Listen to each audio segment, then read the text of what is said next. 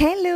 കുറച്ച് ദിവസമായി ഒരു കമൻറ്റ് വരുന്നു. ക്രാഫ്റ്റ് നൈഫ് ഉണ്ടാക്കുമോയെന്ന് ചോദിച്ചിട്ട്. അപ്പോൾ സ്ട്രോങ് ആയിട്ട് കാർഡ്ബോർഡൊക്കെ കട്ട് ചെയ്യാൻ പറ്റുന്ന നൈഫ് വേണം എന്നാണ് പറഞ്ഞത്. അപ്പോൾ നമ്മളിത് ഇതുപോലെ ഐസ്ക്രീം സ്റ്റിക്കാണ് എടുക്കുന്നത്. എന്നിട്ട് അതിൻ്റെ കർവ് വരുന്ന ഭാഗം ഒന്ന് സ്ട്രെയിറ്റ് ആക്കി കട്ട് ചെയ്യുക.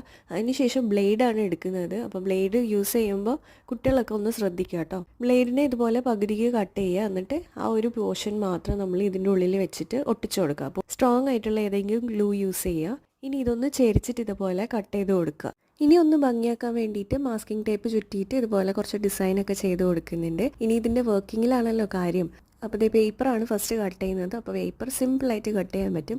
കാർഡ്ബോർഡ് കട്ട് ചെയ്യുമ്പോൾ എന്താ പ്രശ്നം എന്ന് വെച്ചാൽ ഇത് ബ്ലേഡ് അല്ലേ, അപ്പോൾ ഫ്ലെക്സിബിൾ ആയിട്ടുള്ള സാധനമല്ലേ, അതുകൊണ്ട് നമ്മൾ 2-3 പ്രാവശ്യം കട്ട് ചെയ്യേണ്ടി വരും. എന്നാലും ഇത് കട്ടാവും. അപ്പോൾ ഇത് കുറച്ച് ഫ്ലെക്സിബിൾ ആണെന്നുള്ള പ്രശ്നം മാത്രമേ ഉള്ളൂ. നമുക്ക് പേപ്പർ ആയാലും അതുപോലെ കാർഡ്ബോർഡ് ആയാലും OHP ഷീറ്റ് ആയാലും നമുക്ക് കട്ട് ചെയ്യാൻ പറ്റും. അപ്പോൾ അത്രയേ ഉള്ളൂ. യൂസ്ഫുൾ ആയിട്ടുണ്ടെങ്കിൽ ഒന്ന് ലൈക്ക് ചെയ്യുക. ബൈ.